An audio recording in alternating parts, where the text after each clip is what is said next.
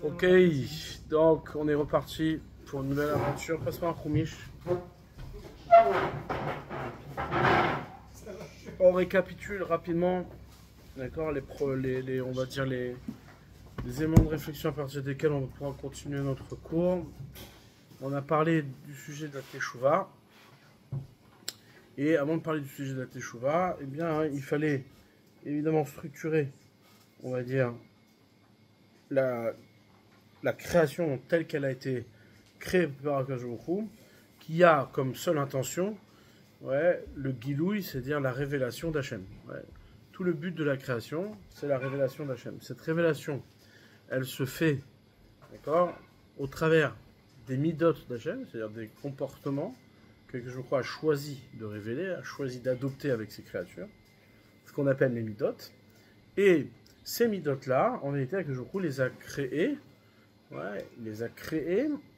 par le biais des 7 jours de la création. C'est-à-dire ce qu'on appelle les Sheva Midot. Juste pour faire un petit point sur les Midot, on sait qu'il y a Asara Midot, il y a 10 Midot. Ces 10 Midot-là correspondent aux 10 Sphirot qu'on a l'habitude de mentionner, qui sont en vérité 3 Sphirot. Comment on les sépare? 3 Midot qui sont de la partie, on va dire, cachée, la partie intellectuelle et cachée de la création. Et il y a toujours une dimension qui, elle, est la partie révélée, la partie qui s'adresse à l'autre. Les Sheva Midot, 3 et 7. C'est toujours divisé de cette manière-là.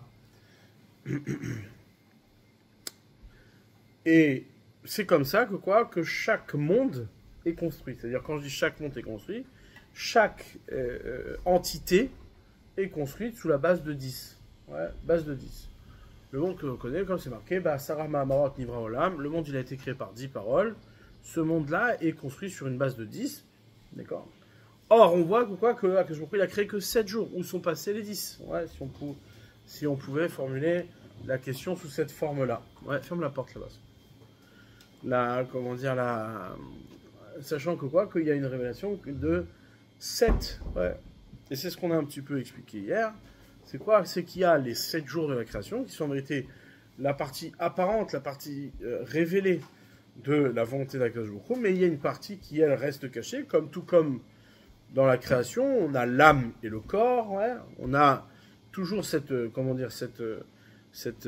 chaque créature est composée d'un nefesh, d'une âme et d'un corps.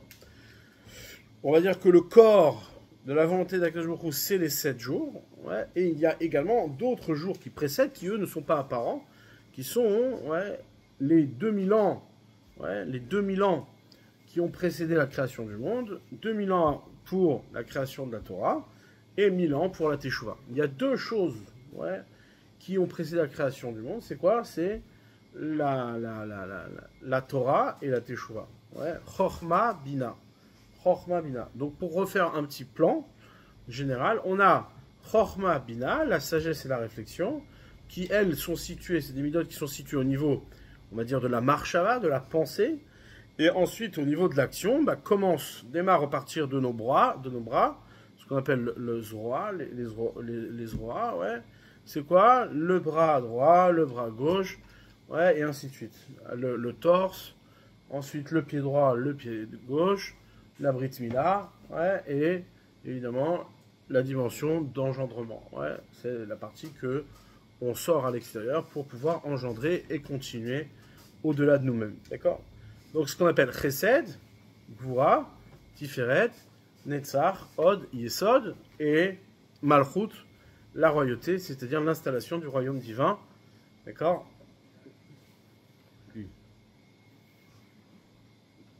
Cette structure-là, c'est quoi? Cette structure-là, elle est, c'est la structure de toutes les structures. Il n'existe pas de structure autre que celle-là. Tout se révèle au travers de cette structure-là. Il n'y a pas d'autre modalité de révélation. On est régi, on va dire, principalement par ce qu'on appelle Marshava, et Maasé. Marshava, Maasé. La pensée, l'action, la pensée, l'action, et évidemment, un échange entre la pensée et l'action. Alors, ce qui est intéressant, c'est de voir que chaque jour représente une mida. Ouais, chaque jour représente une main. Pourquoi? Parce que la mida, elle se révèle au travers d'une action que l'on doit réaliser. Ouais, c'est-à-dire, chaque jour est une entité. C'est-à-dire que Kadosh Baruch Hu a créé des journées comme des entités par lesquelles on va faire une avoda, on va faire un travail qui nous permettra de se connecter à la volonté d'Akadosh Baruch Hu et à ses midot, à ses comportements. On voit que tout le but du monde, c'est quoi? C'est Ma'urachum Afatarachum. Ouais, on doit ressembler à Hachem. Ve'eve domelo, tu dois lui ressembler. C'est quoi? Lui ressembler de la même manière que lui, il est rachum, il est miséricordieux, toi aussi tu dois être miséricordieux. Ouais, et ainsi de suite. Suivant ses midot. Maintenant, évidemment que c'est pas par hasard si les journées sont séparées de jour et de nuit. Chaque jour est composé d'une journée et d'une nuit. C'est, on va dire, les deux kavim, c'est-à-dire les deux, axes principaux d'une structure, c'est quoi? Chesed et din. Chesed, din. Ouais. On a ce qu'on appelle shlosha kavim, comme c'est marqué. Al shlosha dvarim haolam omed. Sur trois choses, le monde y tient. D'accord? Quand on parle de la structure du monde, c'est quoi? C'est ces trois choses-là qui sont en vérité le squelette du monde. C'est quoi le squelette du monde? Al Torah, Al Avoda, Al Gmilut Chasedim. Sur la Torah, le service et Gmilut Chasedim est ce qu'on appelle le chesed. Donc chesed, c'est Gmilut Chasedim. Avoda, c'est le din, c'est la rigueur, c'est le service. Et Torah, c'est Tiferet, c'est l'harmonie des deux. Ce qu'on peut appeler, nous, par exemple, Avraham, Yitzhak et Yaakov. Et ainsi de suite. Tout le temps, c'est structuré de cette même manière-là. Maintenant, ce qu'on appelle le Kavaim Tsaï, c'est-à-dire on va dire la colonne vertébrale, c'est-à-dire cette structure centrale, c'est ce qu'on appelle Midat HaRachamim, la vertu de miséricorde, qui, elle, en vérité, n'est que, on va dire, le lien entre les deux extrémités. Mais en vérité, on a deux kavim, deux branches qui sont chesed et din. Chesed d'un côté, générosité d'un côté, et din de l'autre. D'accord? C'est pour ça que dans la journée, une journée qui en vérité, elle, le jour qu'on appelle Yom, tel qui est marqué dans la Torah, que Vaikra Elohim, la Orion et la Roshakara Laila, ça c'est Chesed et Din, et Vaïere, Vaïboker, Yom Echad, ce qu'on appelle Yom Echad, là c'est la Rachamim, c'est-à-dire c'est la réunion de ces deux structures-là, c'est-à-dire des deux Kavim.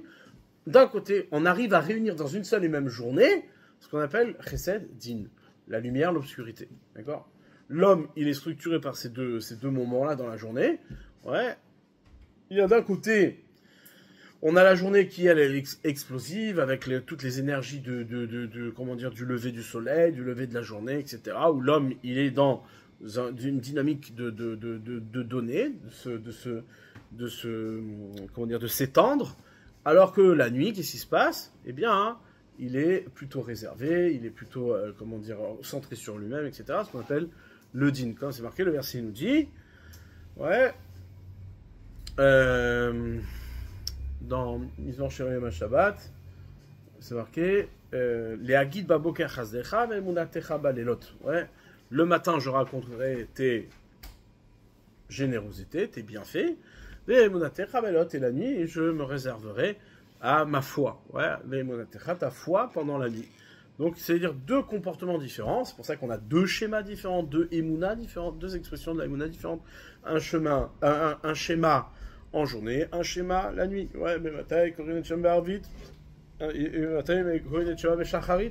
Chaque schéma qui est lié à, une partie de la journée, qui sont deux avodas différentes, deux émounas différentes, une de chesed et une de din. D'accord? Ok. Maintenant, cette journée-là, ce yom, ce qu'on appelle, pourquoi en amont, c'est-à-dire dans son apparence globale, il y a ce qu'on appelle dans chaque journée chesed din, c'est parce que c'est la structure, on va dire, globale de chaque chose, mais en vérité, dans chaque structure, il y a à chaque fois ces 7 midot, les 7 midot qui découlent, c'est-à-dire chesed, gvura, tiferet, netzar, odaisot, et malchut. Ensuite, donc, ces deux kavim-là sont en vérité engendrés par une structuration qui précède le corps lui-même, c'est-à-dire au niveau de la marshava, au niveau de la pensée, il faut y retrouver l'origine de ce qui a engendré cette structuration-là au niveau du corps, ce qu'on appelle Chochma Bina. Comme c'est marqué, les versets ils nous disent, c'est des versets connus sur la création du monde, Hachem bechochma yasad eretz. Hachem, il a fondé par la Chochma le monde. la terre. La terre, elle a été construite par la Chorma. Ouais, Konen, Shamaim, Bidvuna. Et il a préparé les cieux avec Dvuna, avec réflexion. Ouais, avec. D'accord. Chorma, Bina, elles, en vérité, c'est elles qui sont à l'origine de ces deux, on va dire, extrémités, qui, au bout du compte, se retrouvent dans la structuration des corps. Ouais, c'est pour ça que quoi? Que quand le Midrash vient nous dire, ou quand la Gemara vient nous dire, que quoi? Que, en vérité, avant les 7 jours, il y a bien 2 jours qui ont précédé. Ouais, c'est-à-dire au niveau d'Akadosh Baruch Hu, chaque journée, ouais, c'est-à-dire chaque millénaire, c'est comme un jour pour lui. D'accord? Donc en vérité, chaque jour d'Akadosh Baruch Hu, c'est 1000 ans pour nous. Maintenant, chaque jour, ça fait 7 millénaires. Ça fait 7 millénaires. Au-delà de 7 millénaires, il y a 1000 ans qui sont la Teshuvah et 1000 ans qui sont la Torah. Alors nous, sur quoi on était axé hier, c'est quoi? C'est d'expliquer qu'en vérité, ces deux choses ont précédé la création du monde, non pas comme une chose qui précède la création du monde, mais qui est, différenciée de la création elle-même. Non, c'est ce qui a précédé la création du monde comme la marshava, c'est-à-dire comme la pensée d'une structuration. Or, la pensée de la structuration de la création du monde, c'est quoi? C'est Torah et Teshuvah. Et c'est là où c'est très important de comprendre que qu'en vérité, la Teshuvah n'est pas une expression qui provient, on va dire, du monde lui-même, c'est une réparation dans le monde, mais bien au contraire, c'est une réalité qui précède le monde à laquelle je peux me raccrocher pour pouvoir rectifier ou pour pouvoir réengendrer le monde, ouais, tel qu'il était voulu au départ. Et c'est là où on rajoute une petite notion un peu différente de celle qu'on a vue hier, mais qui en vérité, c'est juste aller plus loin. C'est quoi? C'est que la Teshuvah, c'est revenir à une situation où je peux me faire naître à nouveau. C'est-à-dire me régénérer. Ouais. Quand un type il fait une faute, en vérité, eh bien, quelque part, ça y est, la structuration s'est faite, il y a une mauvaise structuration, il y a un mauvais, une mauvaise graine qui est passée. Du coup, bah, c'est foutu. Une fois que c'est né, c'est né. Il est né rachat, tant pis pour lui. Ouais. Alors là, on est en train de te dire, non, tu peux revenir à ce qui est la Teshuvah. D'accord? Et donc, de là-bas, faire naître à nouveau ce qui aurait dû naître. De là-bas, pouvoir recommencer à zéro. Ouais. La Teshuvah, c'est ni plus ni moins reprendre, c'est-à-dire revenir à cette dimension qui a précédé la création et qui est, la pensée structurante du monde dans lequel on doit vivre.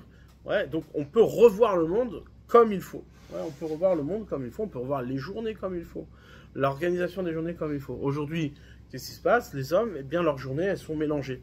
Ouais, il y en a qui, à la place de créer le premier jour la lumière, eh bien, qu'est-ce qu'ils font? Ils créent d'abord les animaux. Et après avoir créé les animaux, ben, ils mettent la lumière en dernier. Ouais, c'est-à-dire que c'est pour ça qu'ils ne sont pas encore bien éclairés. Et donc, ils vivent dans une vie complètement inversée. Ouais, une vie complètement inversée. Dans ce mélange des midotes qui est complètement inversé et qui est mal desservi, mais qui se passe la réparation, c'est quand c'est de revenir à ce qui précède, en vérité, cette structuration pour pouvoir la faire remettre comme il faut, à nouveau. C'est ça le principe de la Teshuvah. Maintenant, ce qui nous manquait hier, c'était cette dimension-là, c'est-à-dire que qu'on avait réussi à montrer qu'il y a, une maturité dans la Teshuvah. C'est-à-dire, il y a des étapes dans la Teshuvah. Il y a une première étape qui est l'étape liée à ce qu'on va appeler les 10 premières midotes, c'est-à-dire cette apparition de la volonté d'Akadosh Baruch Hu au travers du 10. On va reprendre les choses à la base. Ouais. Quand Akadosh Baruch Hu, on va dire, en termes de symbolique et en termes de représentation, Akadosh Baruch Hu, au moment où sa volonté se manifeste, mais qu'elle n'est pas encore réalisée, qu'est-ce qui se passe? Il est seul. Ce qu'on appelle un. Ouais. Il est seul, il est un. D'accord? Quand tu es un, il n'y a rien d'autre que toi. C'est-à-dire, juste pour comprendre, tu n'es pas un pour les autres, tu n'es pas un par rapport aux autres, tu es un, ouais, c'est-à-dire que tu es seul, il n'y a rien d'autre. Ouais, rien d'autre. Maintenant, cet un-là peut se tourner vers personne parce qu'il n'y a personne. Ouais, il n'y a personne. C'est-à-dire, c'est pas comme si je dis, bon, je suis seul. Nous, dans notre pensée à nous, l'idée d'être seul, c'est une idée qui se construit au travers des autres. C'est-à-dire, je suis seul parce qu'il n'y a pas les autres. Ouais. Jamais je peux me penser seul, ouais, sans avoir eu une notion d'être accompagné. C'est-à-dire, sinon, je ne me penserais pas seul. Je ne saurais pas ce que c'est être seul. Ouais. l'un, c'est quoi? C'est cette dimension de solitude absolue. On peut même pas appeler ça solitude, c'est l'un, c'est-à-dire c'est l'existence dans sa totalité. Ouais. Maintenant, cette existence-là, elle a une volonté, et cette volonté-là, c'est quoi? C'est une volonté que l'on ne connaît pas, ouais, on ne peut pas la définir, on ne sait pas ce qu'elle est, mais qui se manifeste, comment dire, forcément. Ouais, c'est-à-dire, c'est pas, encore une fois, c'est pas une fatalité, c'est il le veut. Mais puisqu'il le veut, ouais, alors la première manifestation est chesed. Ouais, c'est-à-dire, il n'y a pas de, comment dire, l'existence ne peut, peu importe quelle est la nature de cette existence, si elle est seule et unique, dès qu'elle se manifeste, elle est bonne. Ouais, elle est généreuse. Ouais, elle ne peut pas être autrement, puisque c'est la seule existence. D'accord? Donc du coup, quand Akadosh Baruch Hu décide de créer le monde, qu'est-ce qui se passe? Eh bien, hein, il y a cette, cette manifestation du chesed qui découle de cette chorma-là qu'il a mis en place, et donc de cette dvuna-là qu'il a mis en place pour pouvoir structurer le monde. D'accord? À ce moment-là, on est toujours dans une dimension de l'un qui s'échappe de lui-même, c'est-à-dire la disparition de l'un, ouais, puisque maintenant on est à 2, on est à 3, on est à 4, d'accord? L'un, comment il se passe? Il crée le 2. Ouais, en mathématiques aussi, c'est comme ça. Quand tu as 1, d'accord, ce qu'on appelle les chiffres impairs. L'un, il est un peu à part. Pourquoi? Parce qu'il est seul. Donc, il y a 1, maintenant, il y a les chiffres pairs. Le 1 amène le 2, d'accord? Maintenant, ce 2-là, il crée une dualité avec l'un. C'est-à-dire, puisqu'on est 1 et 2, c'est-à-dire qu'on est deux êtres séparés, deux entités séparées, qui s'affrontent l'une à l'autre. Le 3 est celui qui ramène à cette, on va dire, paix et stabilité de l'un, d'accord? C'est le chiffre impair, d'accord? Qui vient remettre de la stabilité et de l'harmonie. Parce que si on est 2, on est en dualité. Si on est 3, on crée l'équilibre. Ouais. Ensuite, quand je sors du 3, j'arrive dans le 4. Hop, je suis dans le chiffre pair. Hop, le chiffre pair, il crée de nouveau une nouvelle dualité. Et donc, il crée un déséquilibre. C'est pour ça que le 5 revient. Et hop, il vient et dit, on crée une harmonie. Juste pour représenter ça de manière géométrique. D'accord? Bon, l'un, c'est le point. Ouais, comme on l'a vu hier. Ensuite, ce point-là, eh bien, il se déplace. C'est une droite, donc ça fait 2. D'accord? Maintenant, quand j'arrive au 3, qu'est-ce qui se passe? Hop, je crée le 3. Le 3, c'est quoi? C'est ce milieu qui vient entre les deux extrémités. Et quand je veux créer le 4, pardon, qu'est-ce que je fais? J'étends la droite en surface horizontale. Et là, à ce moment-là, j'ai 4 coins. Et ces 4 coins retrouvent l'équilibre au travers du centre de la figure qui est le 5. Maintenant, ce 5-là, au centre même de cet équilibre, le 5 se déplace à la verticale, ça crée donc un volume, et donc qu'est-ce qui se passe? J'arrive aux 6, qui sont les 6 directions, et ces directions sont forcément, elles s'échappent chacune vers sa direction, elles n'ont plus d'harmonie, jusqu'à que le chiffre 7 revient au centre pour pouvoir recréer de l'harmonie. D'accord? Le 7, c'est quoi? C'est le retour à l'harmonie dans ce qui est la dimension du 6. Et ainsi de suite. Et tout le temps comme ça. 8, pareil. Ça crée le déséquilibre. Ce déséquilibre-là, il n'est pas dans le monde que l'on connaît, mais il est aussi dans la spiritualité. Ouais, hop, le chiffre 9 revient créer une centralité, d'accord, qui vient et qui, réharmonise tout ça. Le problème, c'est quoi? C'est que quand on est à 9, eh bien, le chiffre qui est derrière, c'est le 10. Or, de nouveau, on revient à 10, mais 10, c'est quoi? C'est de nouveau des harmonies. Or, le 10, c'est quoi? C'est l'aboutissement. Je ne peux pas aller plus loin. Après, je rentre dans une autre sphère. C'est pour ça qu'en vérité, le 10, c'est le retour à l'un, c'est-à-dire, on revient à la dimension de l'un dans ce qui est le pluriel. C'est-à-dire, dans cet épanchement de l'un dans le pluriel, eh bien, je retrouve ce qu'est la dimension de l'un, c'est-à-dire non pas l'harmonie qui cache l'idée de l'un, mais l'un dans le pluriel qui revient après toutes les harmonies traversées. D'accord? Ça, c'est le 10. Le 10, c'est le retour à l'un. Une fois qu'on est revenu à l'un, eh bien, de nouveau, qu'est-ce qui se passe? Hop, on recompte. On passe de dizaines en dizaines. 10, 20, 30, 40, 50, etc. Et donc, on rentre dans une autre catégorie de l'appréhension du monde. C'est plus la même catégorie. Nous, on est dans une catégorie de jours. Yamim, Yamim, c'est les midot, c'est les 7 midot, plus ces 2 qui sont Torah va chesed. Et hier, on a vu une autre dimension qui s'appelle Mea, la dimension du 100. Après le 10, la prochaine dimension, c'est ce qu'on appelle Mea. Ouais. Or, on a expliqué que en vérité, il y a 3 paliers, ouais, 3 paliers de Teshuvah dans, dans l'acceptation de la Teshuvah d'Akadosh Baruch Hu. C'est quoi? C'est ce qu'on appelle Malchuyot, Zichronot, Shofarot. Malchuyot, Zichronot, Shofarot. Ces 3 dimensions-là correspondent exactement aux 3 piliers sur lesquels le monde tient. D'accord? Malchuyot, Zichronot, Shofarot, c'est quoi? Malchuyot, c'est le din. Ouais, c'est-à-dire que Akadosh Baruch Hu, tu comprends que le chesed qu'Akadosh Baruch Hu il t'a fait, c'est un chesed de din. C'est la première étape de la Teshuvah. C'est celle qu'on a expliquée hier. C'est-à-dire que tu peux pas prendre conscience du chesed d'Hachem et de sa véritable dimension si toi-même tu n'acceptes pas que ce que tu es, c'est rien. Et que tout ce que tu peux être ne peut être suffisant à contenir le chesed d'Hachem. D'accord? Une fois que tu as pris conscience de ça, tu découvres que le chesed d'Hachem est un véritable chesed puisqu'il est gratuit, il n'est pas adapté en fonction de ta capacité de réception, mais il dépasse ta capacité de réception. D'accord? Ah, alors pourquoi il faut une capacité de réception? La seule raison, ouais, qui est que tu as une capacité de réception limitée, c'est pour découvrir que ce que tu reçois dépasse tes capacités de réception, et donc de pouvoir appréhender le chesed, la générosité d'Akadosh Baruch Hu, à sa juste valeur. D'accord? Ok. Ça, c'est ce qu'on a vu, ce qu'on appelle Malchuyot. Ouais, Malchuyot. C'est-à-dire que cette première étape du shofar, qui sont en vérité dans l'idée de la dizaine, cette dimension du 10, comme on l'a expliqué, Esser, ça vient du mot Achir. Achir, c'est la richesse. C'est-à-dire, ouais, je reprends un petit peu, le Mizmor, que l'on lit tous les Shabbats. Il y a marqué En aroch lecha Hashem Elokeinu ba'olam hazeh, ve'en zuletecha me'Elokeinu lecha yeh olam haba. Efes biltecha go'adnu limot hamashiach, u'mi domelar moshe tchiat hametim. Il y a 4 niveaux. Ouais, Yud Ke Vav Ke, il y a 4 niveaux de la révélation d'Akadosh Baruch Hu. Nous, on démarre du niveau le plus bas, c'est-à-dire Malchut, la royauté. Après, quand on rentre dans la royauté, là, une fois qu'on est dans la royauté, c'est quoi? C'est cette réalité-là qui s'est séparée d'Akadosh Baruch Hu. Ouais, c'est-à-dire que la notion, ouais, la notion de Malchut,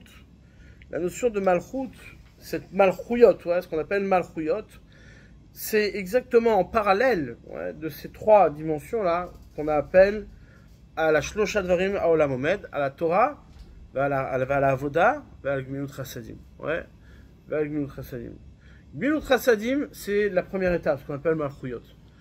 Première étape, Malchuyot, c'est le chesed, mais c'est pas le chesed, n'importe quel chesed. C'est ce chesed-là véritable que je découvre au travers du din, ouais, au travers de la rigueur. Ouais, juste pour pour donner des éléments qui permettront aussi de répondre à certaines questions. Il y a marqué d'un côté, ouais, c'est marqué Hachem b'chokhma yasad eretz. Hachem, il a fondé, ouais, yasad, c'est fondé, c'est les 6 midot qu'on appelle la midat hayesod. C'est-à-dire jusqu'à midat hayesod, c'est la chokhma qui a structuré, ouais, le monde, qui a structuré la terre. Ouais. Mais c'est marqué Konen Shamaim Bidvuna. Et il a structuré les cieux par la Dvuna, par cette réflexion. C'était quoi la réflexion? C'est Mevin Davar Mitor Davar. C'est-à-dire, à partir de la Chorma, il a compris, ouais, de lui-même, et donc il a construit les cieux. Ouais. Maintenant, de l'autre côté, c'est marqué, il y a un autre verset qui dit, ouais, ce verset qui est ramené dans la Gemara, dans Ktuvot, Af Yadi Yazda Eret. Même ma main, elle a fondé la terre. Donc ça revient au même, le langage c'est le même. Af Yadi Yazda Eret. Même ma main, elle a fondé la terre. Et c'est marqué Veyemini Tipra Shamaim. Et ma droite, elle a insufflé le ciel. Ça paraît contradictoire. Pourquoi? Parce que la Chokhma, on sait que c'est apparenté à la dimension de chesed, ouais, de générosité.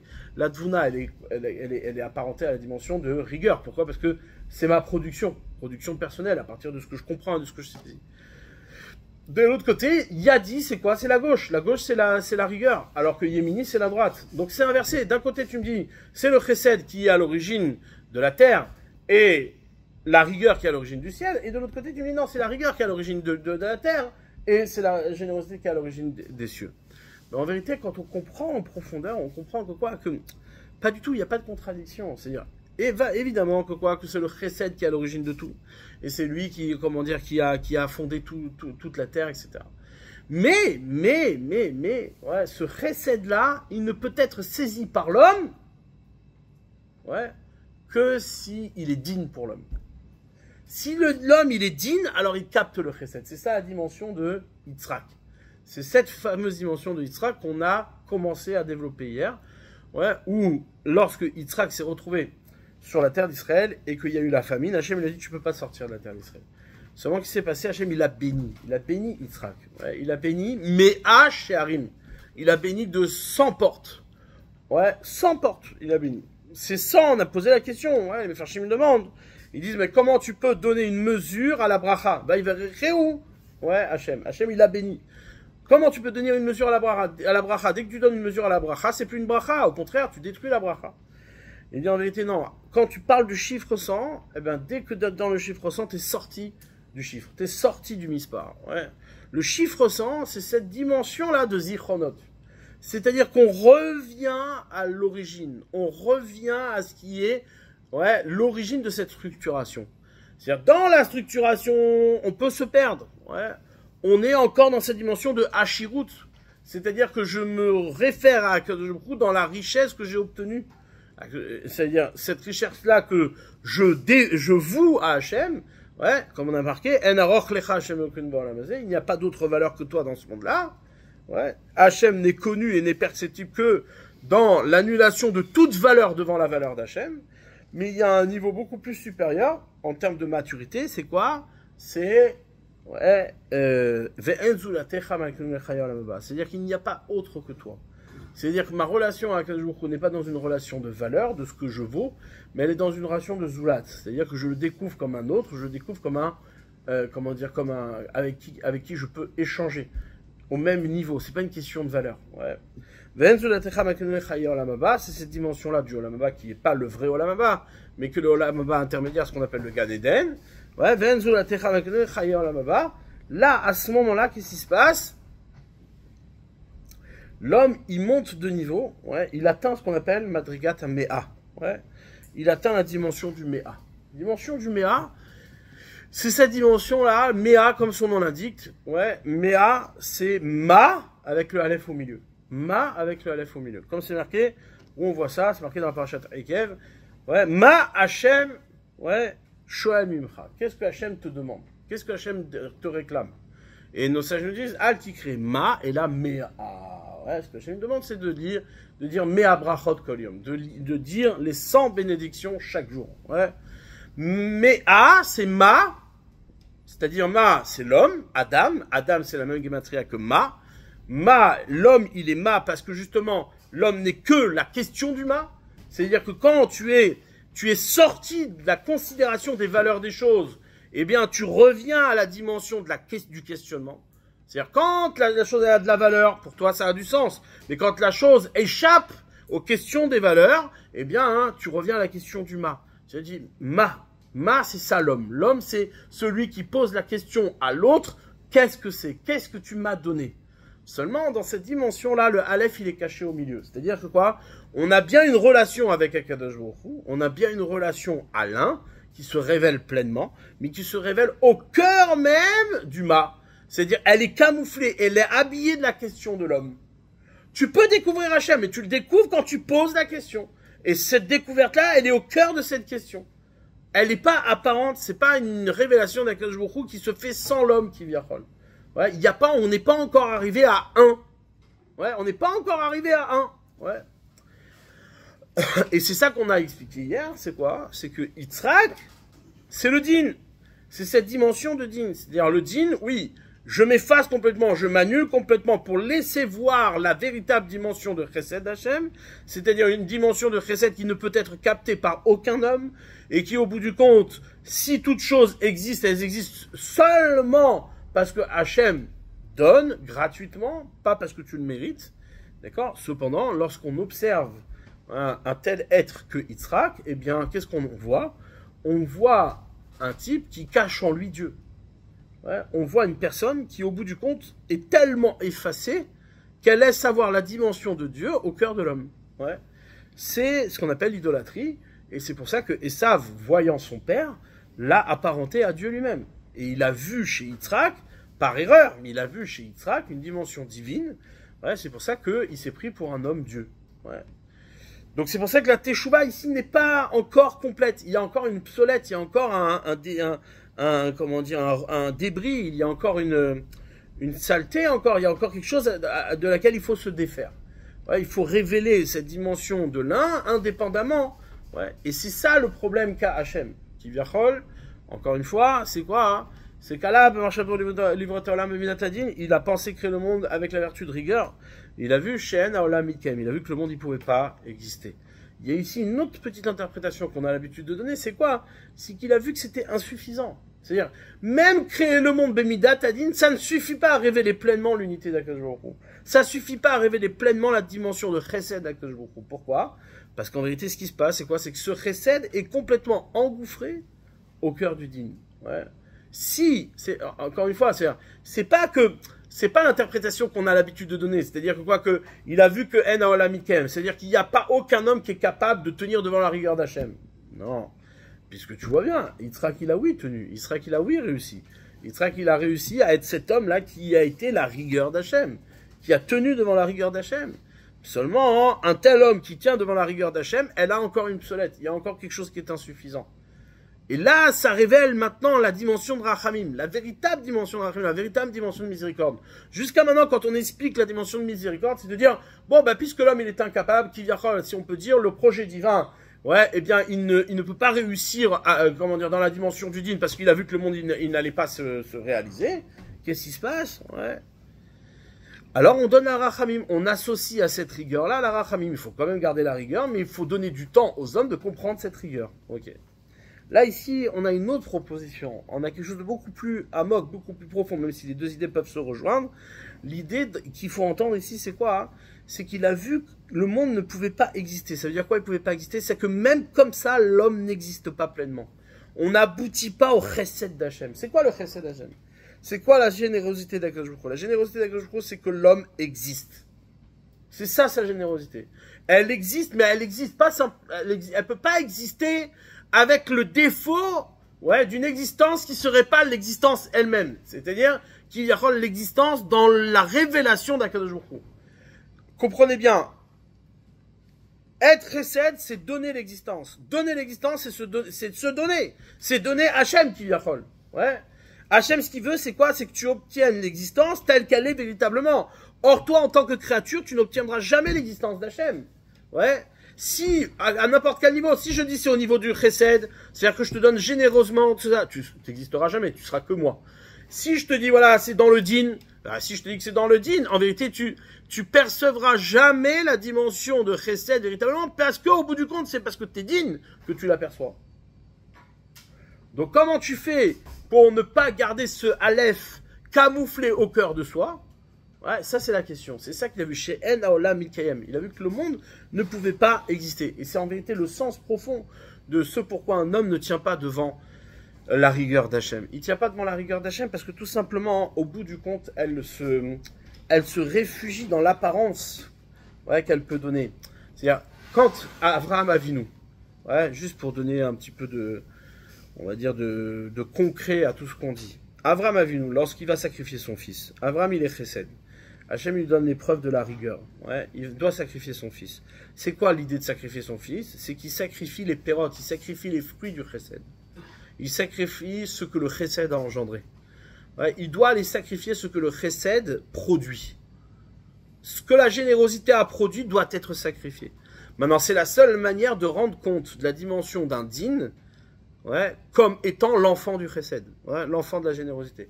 Ce que la générosité engendre, c'est de la rigueur. C'est quoi? C'est de la rigueur, c'est de l'existence. C'est quoi cette rigueur? C'est une rigueur maximale, qui révèle pleinement qu'il n'y a qu'une seule chose qui existe, Dieu lui-même. Or, dans cette perception-là, l'homme n'existera jamais. Parce que s'il existe un moment, il empêche de voir véritablement l'existence. D'accord? Comme on dit, Shema Yisrael Hashem Echad. S'il est Echad, toi tu n'existes pas. Tu ne peux pas exister. Si lui il est un, tu ne peux pas dire, c'est une contradiction de sortir ça de sa bouche. Ça sort de la bouche de celui qui est déjà deux. Donc comment tu peux dire que tu es un? Donc, lorsque Abraham doit sacrifier son fils, Abraham, il comprend plus. Il dit, mais je dois le sacrifier. Il doit disparaître. Pour que mon chesed engendre un vrai din, pour que mon chesed engendre une vraie rigueur, une rigueur véritable, ouais, eh bien, je dois pouvoir voir de la main du chesed l'anéantissement total de ce qu'il engendre. Pour que ça puisse être un engendrement de rigueur absolue, totale, définitive. C'est-à-dire l'absence de l'homme. Le chesed, c'est l'absence de l'homme. Mais l'absence de l'homme comme étant une perception. C'est-à-dire une perception, une réception. Or, tu peux pas sortir de cette impasse. C'est-à-dire tu peux pas avoir la disparition de celui qui reçoit pour créer la réception de ce que, comment dire, de ce que l'homme ne peut pas recevoir. C'est un truc complètement fou, ce qui se passe. Donc, qu'est-ce qu'il fait Hachem? Ouais. Il dit à Abraham Avinu, il dit non, ne jette pas ta main là-bas sur Israël. Garde ta main. Et donc, Abraham Avinu, qu'est-ce qu'il fait? Il se réfugie. Ouais, il faut malgré tout que ça tue quelque chose. Il faut malgré tout que ça fasse disparaître quelque chose. Et Hachem, il lui révèle que quoi? Que dans la disparition de ce bélier qui était caché là depuis la création du monde, etc., qui a été d'ailleurs créé Ben Hashmashot, qui a été créé, ouais, comment dire, Aïloshel Abraham Avinu a été créé Ben Hashmashot entre les deux soleils. Ouais, ces deux soleils qui sont en vérité quoi? Bah, la jonction entre le jour et la nuit, c'est-à-dire entre le chesed et le din, ouais. Eh bien, qu'est-ce qui se passe? Avraham Avinu découvre le chauffard. Il découvre le chauffard, il voit un chauffard. C'est-à-dire qu'Hachem, il lui envoie un message, il lui dit, non, regarde, il y a ici une possibilité, sans détruire mon monde, sans faire disparaître mon monde, il y a une possibilité de révéler pleinement l'existence d'Hachem, sans que l'existence de l'homme, ouais, détruise la véritable existence et la véritable apparition d'Akadosh Baruch Hu. Comment on fait ça? Ouais. Après le Méa, il y a ce qu'on appelle le Aleph. Ouais. Elef. Après le Méa, il y a la découverte du Elef. C'est-à-dire qu'on enlève le Ma, l'homme disparaît complètement, et et il y a le Aleph. C'est la dernière dimension qu'on appelle Shofarot. Shofarot, ouais, la dernière dimension qu'on appelle Shofarot. Cette dimension de Shofarot, quand on regarde dans les tfilotes de Rosh Hashanah, Shofarot, c'est quoi? C'est Matan Torah, c'est le don de la Torah. C'est-à-dire que quoi? Que le shofar, il a retenti au moment du don de la Torah. Ouais. Et qu'est-ce qu'il a de spécial, le don de la Torah? C'est cette dimension-là. C'est-à-dire cette dimension de rachamim, ouais, de miséricorde, c'est-à-dire miséricorde, mais qui provient de la Gvura, qui provient de la toute-puissance d'Akadosh Baruch Hu, c'est-à-dire depuis l'origine, c'est-à-dire depuis là où l'homme n'existe pas. Comment fait l'homme pour ne pas exister tout en étant dans une réception? Limoud, ouais, Limoud à Torah, l'étude de la Torah. Ouais. L'étude de la Torah. C'est-à-dire quand il y a une relation de maître à élève, lorsque l'élève il est complètement mitbatel, il est complètement annulé devant le maître, devant Moshe Rabbeinu complètement annulé devant la parole d'Hachem, alors toute son existence est la parole d'Hachem. Ouais. Il n'y a rien d'autre. C'est-à-dire même sa réception est une réception de la parole d'Hachem. Ouais. Il n'y a plus ici de Aleph qui est camouflé au cœur du mât. C'est plus l'homme qui pose la question qui fait découvrir l'enseignement, ouais, mais c'est un enseignement direct sans qu'il n'y ait plus de la question de l'homme. Ouais. C'est-à-dire Aleph, Milachon, il y a le Fouta, ouais, ça vient du mot, enseignement, ouais, Leilef, ouais, comme on dit dans la Gemara, Yalif, ouais, on apprend. Élève, ça vient du mot enseignement, ouais. Et donc, du coup, on se décharge. Ouais, c'est ça la dimension véritable de la Teshuvah. C'est-à-dire, là, ici, on accède par la Teshuvah à la dimension de la Torah. Ouais, c'est ça le jour de Yom Kippour. Le jour de Yom Kippour, c'est cet accès à la Torah par le biais de la Teshuvah. C'est-à-dire que quoi? Que je suis tellement revenu à cette dimension qui a précédé la création. C'est-à-dire ce jour-là, ouais, qui précède la création, que quoi? Que je peux réengendrer, c'est-à-dire je peux remettre en place la avoda, je peux remettre en place le service divin. Ouais, et on y découvre, ouais, des midotes qu'on ne connaissait pas. C'est ça qu'on dit, il y a avoir Hachem, ouais, Hachem, il n'y avait que Hachem au départ. Hachem, Al-Panav, ouais, c'est marqué, Hachem, quel rachum echanun, ouais, c'est-à-dire, une fois qu'il y a le Hachem avant la faute, il y a le Hachem après la faute. Mais le Hachem après la faute, il révèle plein d'autres midot. Quel rachum, echanun, irech, apayim, rav, chesed, bemet, notzer, chesed, lafim, c'est avon, ouais, mefisha, vechata, venake, Toutes ces 13 midot-là, en vérité, sont ni plus ni moins que la révélation d'Akadosh Baruch Hu dans la Rachamim. Ouais, c'est-à-dire l'enseignement, le limoud d'Hachem, ouais, mitor à l'intérieur même de, de cette avoda de l'homme, de ce service de l'homme, c'est-à-dire de cet apprentissage de l'homme. La seule manière, et c'est là où on découvre que la seule manière qu'on puisse aboutir à cette teshuva complète, c'est quoi? C'est l'étude. C'est pour ça que l'aboutissement total, c'est-à-dire la plus grande élévation du jour de Yom Kippour, c'est pas le fait de demander pardon, c'est pas le fait de demander la slicha, c'est le fait d'être celui qui apprend. Ouais, j'apprends. C'est-à-dire, je suis dans l'enseignement et je n'existe que dans l'enseignement de la parole d'Hachem. Ouais, c'est ça la véritable teshuva. Et là, à ce moment-là, on peut accéder à ce qu'on appelle la Torah.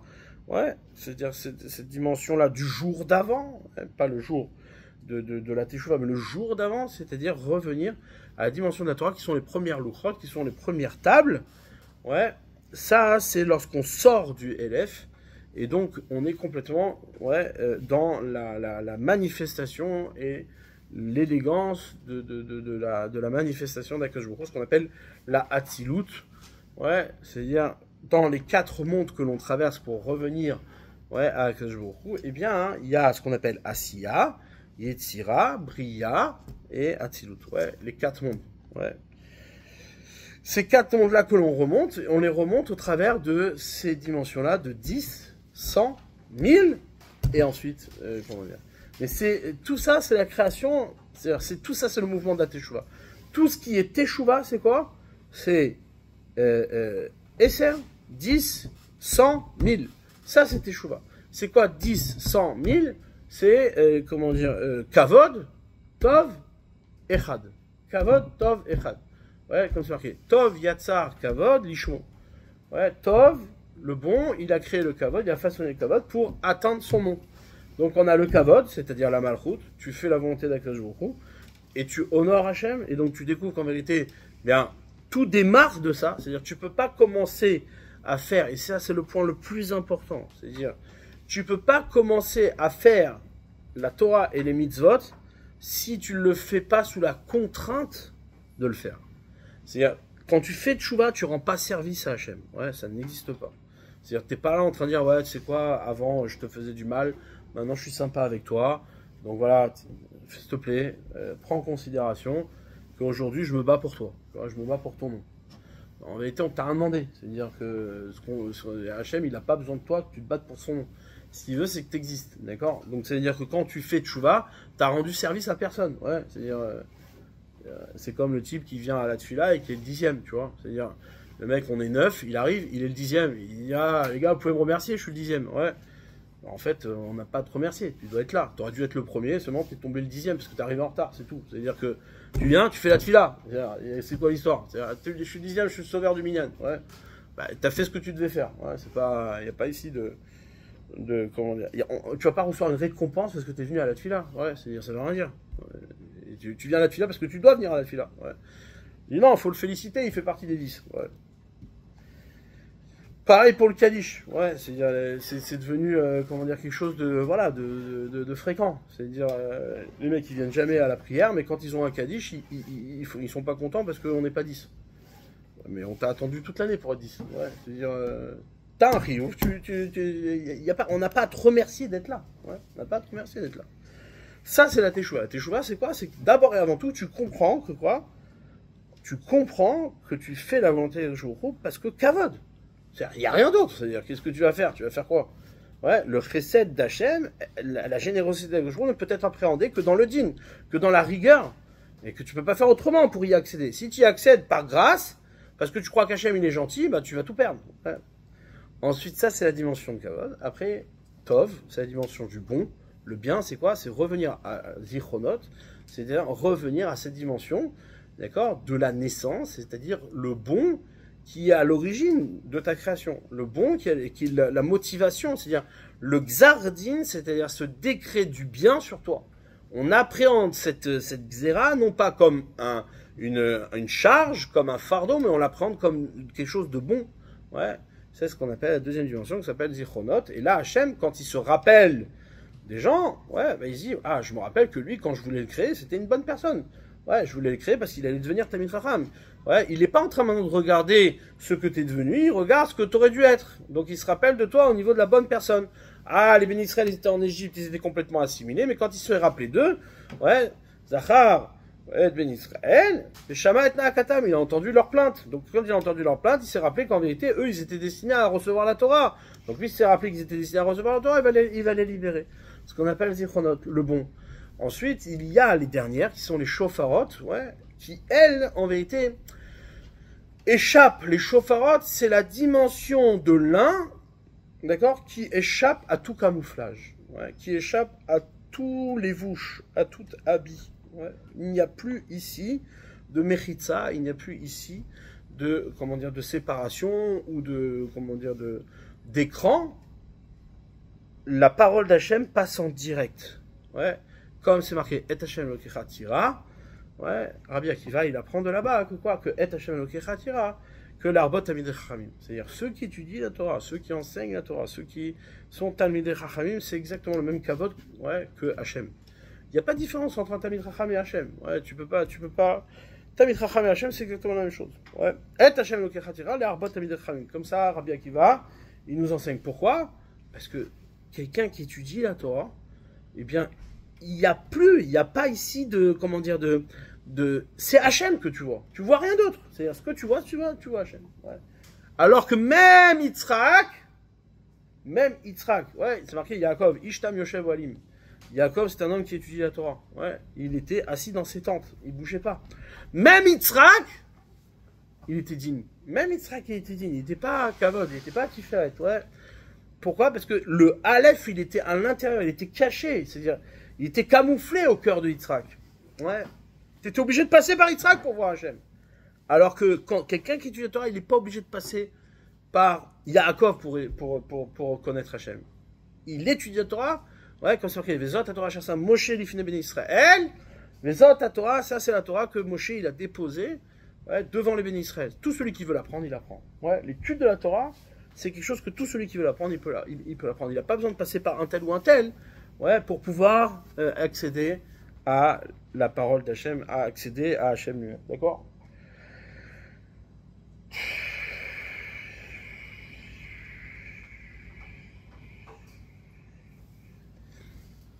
Et ça, hein, c'est, comment dire, la teshuva dans sa définition la plus pure. Ce que l'on doit obtenir au travers comment dire, des tfilotes de Kippour. Ouais. À Kippour, on a quoi? On a Arvit, Shachrit, Mincha, Moussaf, Mincha et Neila. Ouais. Ces 5 prières-là correspondent aux 5, en vérité, déclinaisons du nom d'Akadosh Baruch Hu. C'est-à-dire, nous, on n'en a vu que 4. Mais en vérité, il y a ce qu'on appelle Kutso Shel Yud. Ouais, le Yud, il est écrit dans la halakha, il est comme ça. C'est un point. Seulement, hein, il a une petite couronne. On appelle Kutso Shel Yud. Ouais, le petit... Donc en vérité, le Yud, il se décompose en 2 parties. Nous, on a vu que Chochma Bina et les 7 midot, c'est-à-dire les 6 midot. En vérité, toutes les midot, elles se décomposent en 5 plans. Ouais. Il y a ce qu'on appelle Keter, la couronne, ouais. Ce qu'on appelle la volonté d'Akadosh Baruch Hu, Ratson, cette volonté-là qui précède toute chose. Après, il y a ce qu'on appelle Chochma. Chochma, qui est en vérité une dimension en soi autonome et qui va être à l'origine de toute chose, ouais, de tout mouvement. Ensuite, il y a ce qu'on appelle le He. Donc, on a dit Yud, c'est le point. Le point, c'est quoi? C'est Keter, Chochma. C'est la volonté et la Chochma ensemble dans la même lettre. Ouais. Le Keter, c'est quoi? C'est ce qui renseigne sur ce qui précède, c'est-à-dire sur celui qui précède. Ouais. Toute couronne, normalement, elle est portée à l'extérieur du corps. Elle se dépose sur la tête. Ouais. Les faux rois, qu'est-ce qu'ils font? Ils font de leur couronne un élément structurant de leur personne. Alors qu'un vrai roi, il sait très bien que la couronne n'est que le symbole d'une réalité qui lui a été donnée, ouais, de l'extérieur. C'est ce qu'on appelle un roi. Ouais. Et donc, le Keter, c'est cette couronne-là qui révèle l'origine, c'est-à-dire ce qui a précédé. Ensuite, on a le Yud, qui lui est la Chochma. Ensuite, on a le He, qui est la Bina. Ouais, c'est les 3 éléments qui précèdent. Et ensuite, on a le Vav, qui sont les 6 midot, ouais, qu'on va appeler le corps, et le He, qui est en vérité l'expression du corps. C'est-à-dire, cet engendrement au-delà du corps, ouais, les banim, les enfants, d'accord. Donc ça, c'est ces 5 étapes-là. Ces 5 tfilotes de Kippour correspondent à ces 5 étapes-là. Ouais, Arvit, Shacharit, Moussaf, Mincha, Neila. Ouais, ces 5 étapes-là, en vérité, alors, on peut les lire dans les deux sens, ouais, peu importe. Logiquement, la maturité de la Teshuvah vient en fin de Kippour, au travers de la Neila, ouais, et cette Neila, là, en vérité, correspond à cette dimension la plus haute de la révélation du nom d'Hachem. Et cette dimension la plus haute, c'est quoi? C'est dans cette traversée que l'on a, ouais, du Aleph jusqu'à Mea, ouais, c'est-à-dire Esser, Mea, Elef, et ce qui va au-delà du Elef, c'est-à-dire ces dimensions de la Torah, mais celles de Moshe Rabbeinu, c'est-à-dire les premières tables, ouais, les premières tables, ouais. C'est quoi les étapes dans la Torah? C'est d'abord Esser, ouais, Achir, c'est la reconnaissance du Chesed, ouais, c'est-à-dire par le Din. Ensuite, on a, comment dire, Mea, Mea c'est la dimension de Yitzhak, donc la première c'est Abraham, après c'est Yitzhak. Après, on a Elef, Elef c'est Yaakov, c'est le don de la Torah, ouais, c'est le don de la Torah, mais le don de la Torah par le biais des deuxièmes Luchot, par les deuxièmes tables, et ensuite on a, ouais, au-delà du Elef, qui sont les premières tables, qui elles échappent complètement, ouais, à la dimension d'enseignement entre guillemets. Pourquoi? Parce que c'est marqué que les premières tables, on enseignait sans effort, on recevait sans effort, on n'avait pas besoin de comment dire d'effort pour apprendre. Ça c'est cette dimension d'enseignement direct, ouais, où tu n'as même pas la sensation d'apprendre, tu n'as même pas la sensation de comment dire de faire un effort pour réceptionner quoi que ce soit. C'est la révélation pleine et entière, cette dimension de les premières tables. Et dans les premières tables, évidemment, il y a cette dimension de Kutso Shel Yud, c'est-à-dire, ouais, cette dimension qui, elle, est au-delà de Moshe Rabbeinu et qui peut se retrouver, ouais, par son envers, par le biais de Rabbi Akiva, ouais, c'est-à-dire, c'est l'aboutissement de la Torah orale dans la traversée jusqu'à Moshe Rabbeinu, jusqu'aux premières tables. Ouais, quelqu'un qui a traversé tout ça, ouais, depuis Rabbi Akiva, qu'est-ce qu'il atteint? Il atteint ce qu'on appelle, ouais, les tagim, il atteint les couronnes qui sont sur les lettres, ouais, sur lesquelles même Moshe Rabbeinu il s'est étonné en disant, je comprends pas, tu as une telle personne pour donner la Torah, pourquoi tu la donnes pas par lui? Et qu'est-ce qu'il a répondu à Hachem?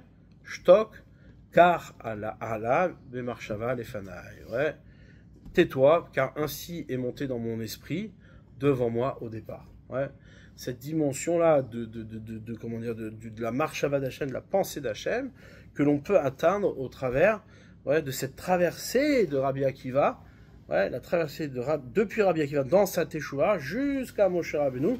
Ouais, quand on a fait Teshuvah et qu'on a atteint Moshe Rabbeinu, alors là, à ce moment-là, on atteint la dimension de la Torah dans sa pureté la plus grande. Ouais, il n'y a plus de, comment dire, c'est plus une Teshuvah telle qu'on peut la concevoir encore comme en étant une participation, ouais, à la Torah par nous-mêmes. Non, c'est une Teshuvah qui révèle, on va dire, sa relation à la Torah dans ce qui a précédé le monde, dans ce qui a, comment dire, c'est-à-dire la Teshuvah depuis la Torah elle-même, ouais, depuis la Torah elle-même.